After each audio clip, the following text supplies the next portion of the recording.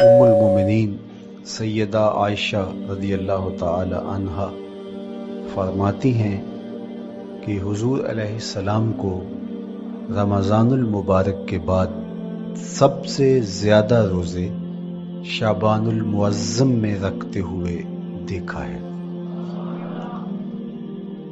ماہ شعبان میں رمضان المبارک کا شدت سے انتظار کرنا، اس کی ہمیں ترغیب دی گئی ہے، بلکہ رجب کا چاند طلوع ہوتے ہی یہ دعا مانگا کرتے تھے میرے اور آپ کے آقا و مولا کہ اللہ ہمیں شعبان تک اور پھر رمضان المبارک تک پہنچا دے۔ اس مہینے کا آنے والے موسم نور کا استقبال کرنا، اس کے شوق میں بے تابیوں کا اظہار کرنا، یہ اللہ جل شانہ کے ساتھ محبت کی علامت ہے۔ شعبان المعظم کے دن گن گن کے گزارے جائیں کہ اتنے دن رہ گئے ہیں رمضان المبارک میں، اب اتنے دن رہ گئے ہیں رمضان المبارک میں۔ انسانی ذہن میں یہ سوال پیدا ہو سکتا ہے کہ متعینہ وقت پر تو اس مہینے نے آنا ہی ہے، اور اگر زندگی موجود رہی تو اس کو پا ہی لیں گے، تو اس شدت سے انتظار کرنے کا کیا مطلب؟ تو اس کا جواب یہ ہے، بیرون ملک سے کسی کے بزرگ نے، والد نے یا کسی کے بیٹے نے آنا ہو تو وہ 2 ماہ قبل ہی آنکھیں فرش راہ کیے ہوتے ہیں اور گن گن کے دن گزار رہے ہوتے ہیں، اور جو ہی لمحے قریب آتے ہیں تو پھر گھڑیاں اور ساعتیں بھی گنی جاتی ہیں۔ بار بار گھڑی دیکھتے ہیں، ابھی تک پہنچے نہیں، جبکہ یہ طے ہے کہ 5:02 پہ فلائٹ اترے گی۔ تو بار بار گھڑی دیکھنے کا مطلب لاہور سے 2 گھنٹے یہاں گجرانوالہ میں پہنچتے ہوئے لگیں گے، لیکن ہر 10 منٹ کے بعد کہ ذرا پتہ کرو کہاں تک پہنچے ہیں۔ کیا مطلب اس کا؟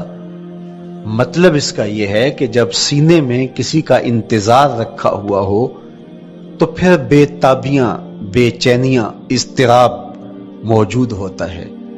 ہم دنیا کے لوگوں کے ساتھ جو ربط و رشتہ رکھتے ہیں اس کے مطابق ان کا انتظار ہوتا ہے۔ کچھ آنے والے ایسے بھی ہوتے ہیں جنہوں نے ہمیں بتایا ہوتا ہے کہ فلاں دن ہم پہنچیں گے، اور وہ دروازے پہ دستک دے رہے ہوتے ہیں اور ہم سو کے اٹھ رہے ہوتے ہیں، اور اچانک جب پتہ چلتا ہے کہ فلاں باہر دروازے پہ دستک دے رہے ہیں تو ہم استقبال تو کر رہے ہوتے ہیں، لیکن ہمارے ذہن میں یہ بھی ہوتا ہے وہ میں بھول گیا، تو اب تو یہ کام بھی میرے ذمے ہے، تو مجھے یاد آ گیا ہوتا۔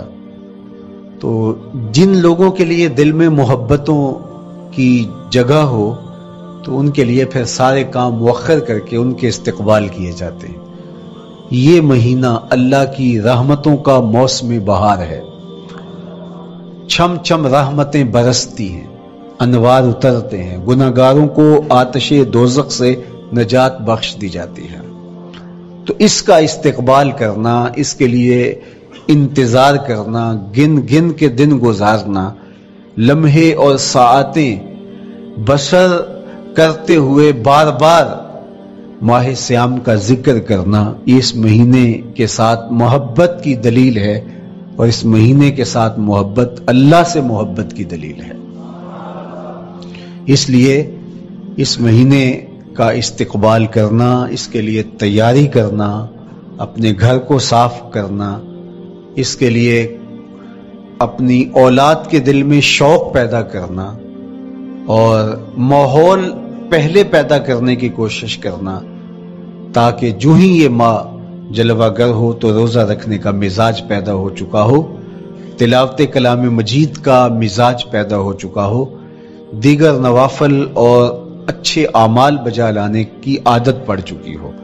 تو شعبان میں ہی اس کی تیاری ہوتی ہے تاکہ رمضان المبارک آتے ہی ہم پوری طرح سے مستعد اور فعال ہو کر کے اس مہینے کی برکتوں کو سمیٹ لیں۔ اللہ کے محبوب علیہ السلام نے ارشاد فرمایا کہ جب ماہ سیام آتا ہے فتحت ابواب الجنہ، تو جنت کے 8 دروازے کھول دیے جاتے ہیں۔ جنت تو اللہ جل شانہ کی کرم نوازیوں کا ایک ایسا خوبصورت منظر ہے کہ آج تک نہ کسی آنکھ نے اس کو دیکھا، نہ کسی کان نے سنا، اور نہ اس کا کوئی تصور کر سکتا ہے، ایسی خوبصورت بنائی ہے۔ وہاں کی ہوائیں جب چلتی ہیں تو گرد نہیں اڑتا، کستوری اڑتی ہے۔ وہاں دودھ کی، شہد کی، مائع معین، کوثر، سلسبیل کی نہریں بہتی ہیں۔ موتی زمرد کے محلات بنے ہوئے ہیں۔ وہ خوبصورت محل اور وہ خوبصورت جنت کا ماحول، لیکن اس کے باوجود اس خوبصورت جنت کو، مرصع جنت کو، نظیف ترین بقعۂ رحمت کو 11 ماہ تک رنگ و روغن کیا جاتا ہے رمضان المبارک کے استقبال کے لیے، اور جب یہ مہینہ آتا ہے تو اس کے دروازے کھول دیے جاتے ہیں، اور جنت کے 8 دروازوں میں سے ایک دروازے کا نام باب الریان رکھا گیا ہے، جو صرف روزہ داروں کے اعزاز و تکریم کے لیے ہے۔ روزہ دار اس دروازے سے گزر کے جنت جاتے ہیں۔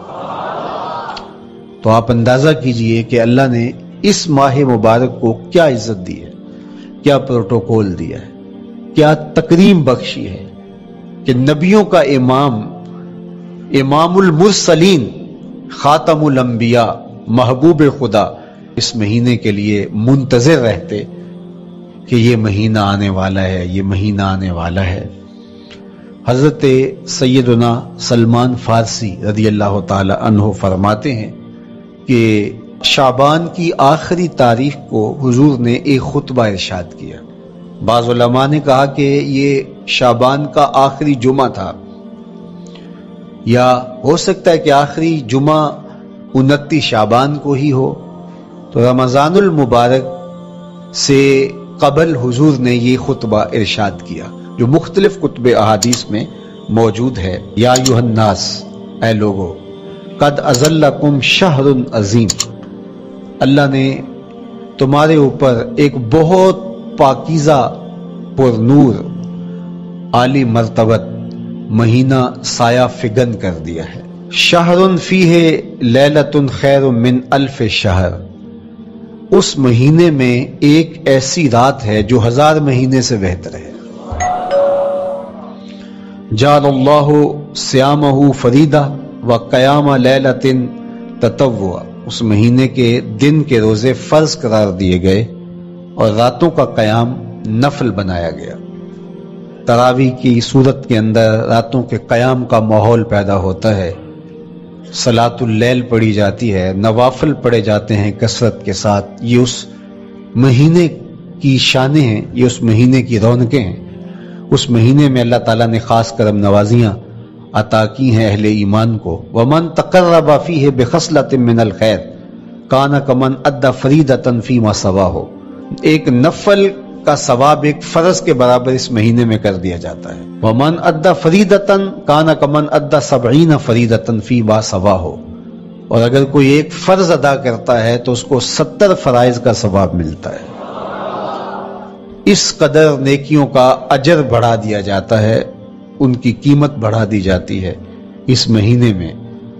اور پھر ارشاد فرمایا وَهُوَ شَهْرُ الصَّبْرِ، یہ صبر کا مہینہ ہے۔ ہونے کے باوجود بھی انسان تناول نہیں کرتا، ٹھنڈا میٹھا مشروب میسر ہے اور زبان کانٹا بن گئی، حلق خشک ہو گیا، لیکن اس کے باوجود بھی ایک گھونٹ حلق سے نیچے اتارنے کا روادار نہیں ہوتا۔ وضو کرتے بھی احتیاط کرتا ہے، کوئی قطرہ آب حلق سے نیچے نہ ٹپک جائے۔ تو یہ صبر سکھاتا ہے، جب ہو بھی تو انسان اس سے گریز کرے، تو جب ہوگا نہیں تو پھر انسان صبر کا عادی بن جاتا ہے، تو یہ صبر کی عادت ڈالتا ہے۔ یہ شہر الصبر ہے۔ پھر فرمایا والصبر ثوابہ الجنہ، اور سنو، صبر کا ثواب جنت ہے۔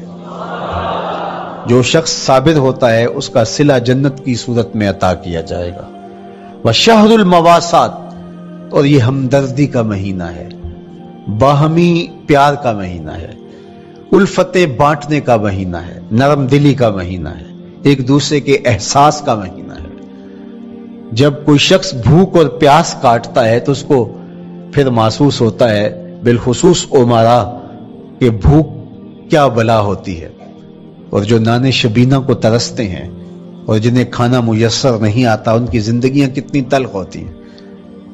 تو بھوک اور پیاس احساس پیدا کرتی ہے ان لوگوں کا کہ جو اللہ کی دی ہوئی نعمتوں سے محروم ہیں۔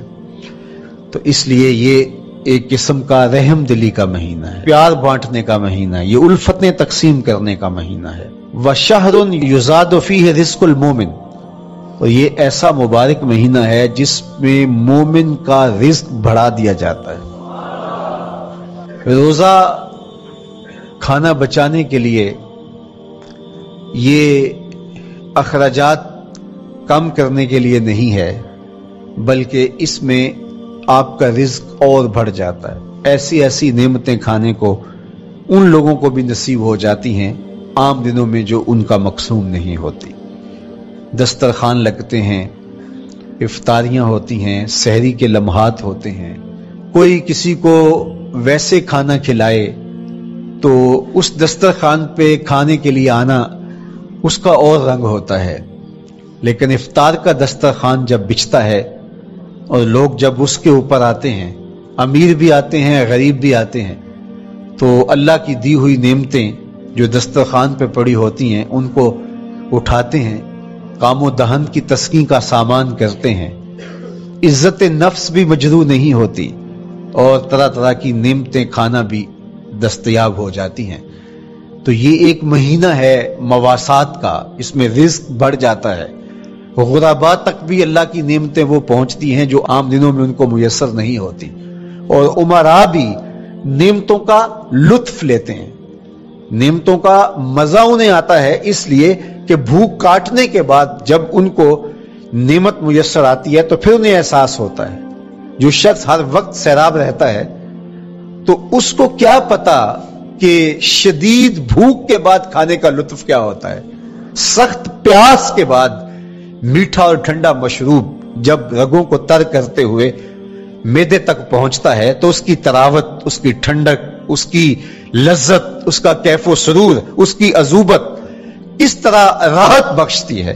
اسی لیے میرے اور آپ کے آقا و مولا نے ایک دوسرے مقام پہ ارشاد فرمایا، لِلصَّائِمِ فَرْحَتَانِ فَرْحَةٌ عِندَ فِطْرِهِ وَفَرْحَةٌ عِندَ لِقَاءِ رَبِّهِ، روزے دار کے لیے دو خوشیاں ہیں، ایک خوشی اسے تب ملتی ہے جب وہ روزہ افطار کرتا ہے، وہ لمحے مسرتوں کے ہوتے ہیں، ایک روحانی احساس ہوتا ہے، اتنا لمبا دن، اتنا سخت دن، گرمی کی شدت، مالک تیرا شکر ہے لمحہ اختتام پہنچا اور یہ اتنا لمبا دن تیرے حکم کی تعمیل کرتے ہوئے بسر ہو گیا۔ ایک تو روزہ کھولتے ہوئے وہ ایک سرشاری ہوتی ہے، وہ ایک لذت ہوتی ہے، روحانی تسکین ہوتی ہے۔ آج کل وہ افطار کے دسترخوان لگتے ہیں تو جس طرح ہمارے سارے معاملات جو ہیں وہ ملوث ہو گئے ہیں ریا سے، تصنع سے، اس طرح افطار بھی ایک فیشن کے طور پہ فروغ پا رہی ہے۔ تو اس میں امراء کو اور شخصیات کو بلایا جاتا ہے اور ایسے لوگ کثرت کے ساتھ ہوتے ہیں جن کا روزہ بھی نہیں ہوتا، تو پھر ظاہر ہے رسمن تو اتنی دیر تک وہ کچھ نہیں اٹھا سکتے جب تک اذان کی آواز نہیں آتی، افطار کے لمحے نہیں آتے۔ تو اس وقت جو روزہ دار ہوتا ہے جب وہ مشروب لے رہا ہوتا ہے، جب وہ کوئی لقمہ اتار رہا ہوتا ہے، تو اس کی جو فرحت ہوتی ہے، اور جس نے روزہ نہیں رکھا اور وہ بھی افطار کے دسترخوان پہ بیٹھا ہے، تو کیا اس کو کوئی روحانی حظ، کوئی سرور، افطار کے لمحوں کا کوئی لطف مل سکتا ہے؟ وہ بیچارہ کتنا بے چین ہوتا ہوگا کہ یہ شخص ہے کمزور ہے، سارا دن مزدوری کر کے آیا ہے اور اس کا بھی تو سارا دن گزر گیا بھوک اور پیاس سے، اور میں صحت مند ہوں اور سارا دن ٹھنڈے ماحول میں رہا ہوں اور مجھے توفیق نہیں ملی، تو وہ گھونٹ کتنے مشکل اس کے لیے ہوتے ہوں گے۔ اور روزہ دار کے لیے کس قدر وہ آسودہ بخش لمحے ہوتے ہیں کہ جب اس کو یہ مسرت ہو رہی ہوتی ہے کہ مالک تیرا شکر، گرم موسم، زباں کانٹا، حلق خشک، اور تو نے تکمیل تک لمحے پہنچائے اور میرا دن خیریت سے گزر گیا، تو وہ اس کے لیے ایک خوشی کا لمحہ، روحانی مسرت کی کیفیت۔ اور دوسری کہ جب وہ ٹھنڈا اور میٹھا مشروب، سارے دن کی سوکھی ہوئی زبان اور خشک حلق، اور انسان کی جو ہے وہ رگیں بھی، انتڑیاں بھی خشک ہو چکی ہوتی ہیں، تو ٹھنڈا اور میٹھا مشروب جب انسان کے معدے کی طرف بڑھ رہا ہوتا ہے، زبان بولے نہ بولے، ایک ایک رواں اللہ کی حمد بول رہا ہوتا ہے، اور تشکر انسان کے رگو ریشہ سے ادا ہو رہا ہوتا ہے، اور اس کی کیفیت، اس کی سرشاریاں، اس کی لذتیں وہ دیکھنے کی ہوتی ہیں۔ تو کہا للصائم فرحتان، روزے دار کو تو ایک فرحت اس وقت ملتی ہے عند فطر ہی، جب وہ روزہ کھولتا ہے، روحانی فرحت بھی، جسمانی فرحت بھی۔ وفرحۃ عند لقاء رب، اور دوسری فرحت اور دوسری خوشی اسے تب ملے گی جب اس روزے کے صلے میں اللہ تعالیٰ اپنے رخ انور سے پردہ اٹھا دے گا اور روزہ دار کو اپنے دیدار کی دولت عطا کرے گا، تو وہ پھر منظر دیکھنے والا ہوگا، روزہ دار کی آنکھیں ٹھنڈی ہو جائیں گی۔ اصل افطار تو وہ ہوگی نا، اللہ اکبر، اصل تو شربت دیدار ملے گا جو روح کی پیاس بجھا دے گا، جو من کی بھوک مٹا دے گا۔ تو کہا للصائم فرحتان، فرحۃ عند فطرہ وفرحۃ عند لقاء رب، روزہ دار کے لیے دو خوشیاں ہیں، ایک خوشی وہ ہے جب اس کے جسم کی پیاس بجھتی ہے، اور ایک خوشی تب ملے گی جب روح کی بھوک مٹے گی، جب من کی پیاس بجھے گی، اور پھر وہ سرشاریوں کے عالم میں دیکھتا ہی چلا جائے گا، اور وہ سیراب ہی نہیں ہو پائے گا کہ میں ان دو آنکھوں سے دیکھ رہا ہوں، کاش کے لو لو دے مڈ لک لک چشمہ، ایک کھولا تے ایک کجا ہوں۔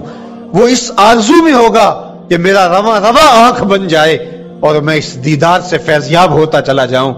تو وہ کیا لمحے ہوں گے، وہ کیا گھڑیاں ہوں گی، وہ کیا ساعتیں ہوں گی، کوئی لفظ نہیں ہے جن لفظوں میں ان حقیقتوں کو بیان کیا جا سکے، اس لیے کہ وہ منظر ہی وراء الورا ہوگا۔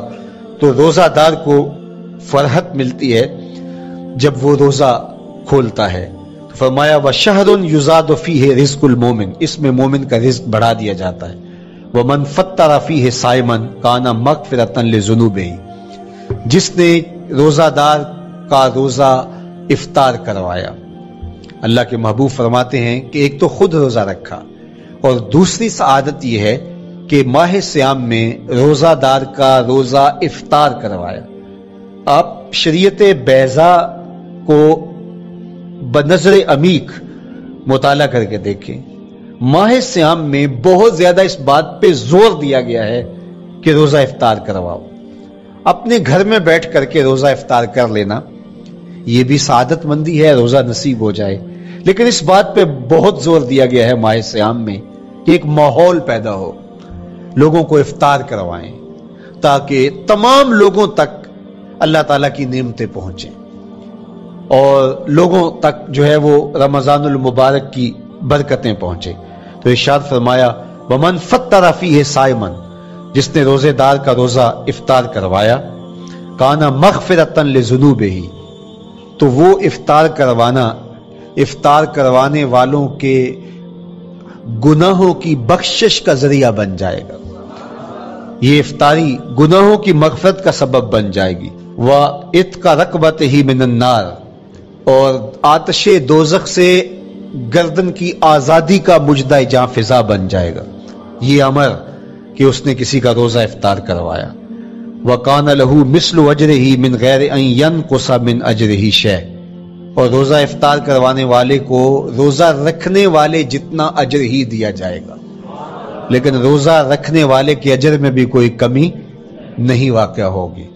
جتنا اس نے سارے دن کی بھوک اور پیاس کاٹ کر کے تکلیف اٹھا کر کے روزہ رکھا، جس نے شام کو اس کو افطار کر دیا، اتنا ہی ثواب اس کو عطا کر دیا جائے گا، اس کا اجر کم کیے بغیر۔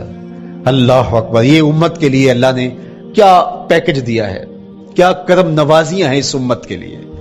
آقا کریم نے ارشاد فرمایا ایک شخص صبح سے لے کے ظہر تک مزدوری کرتا ہے، اس کو 1 قیراط دیا جاتا ہے، اور ایک شخص ظہر سے لے کر عصر تک مزدوری کرتا ہے، اس کو بھی 1 قیراط دیا جاتا ہے، اور ایک عصر سے لے کر مغرب تک مزدوری کرتا ہے، اس کو 2 قیراط دیے جاتے ہیں۔ فرمایا پہلی مثال یہود کی ہے، دوسری مثال نصارہ کی ہے، اور تیسری مثال میری امت کی ہے۔ یہودیوں نے اور عیسائیوں نے اس پہ اعتراض کیا کہ ہمارا اجر کیوں تھوڑا ہے؟ تو میرے اور آپ کے آقا و مولا نے فرمایا تمہارا تھوڑا نہیں، ہمارا زیادہ ہے۔